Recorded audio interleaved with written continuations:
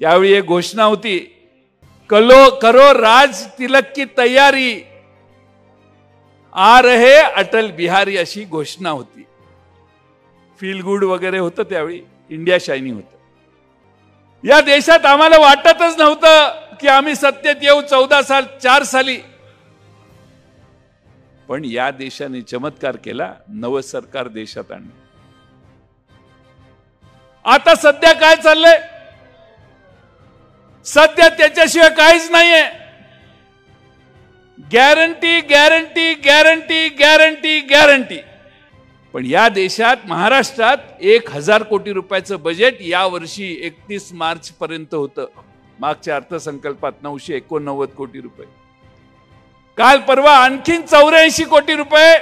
आचारसंहिता कधी लागणार माहीत नसल्यामुळे आणखीन 84 कोटी रुपये जाहिरातीसाठी सरकारने प्रोव्हिजन केली.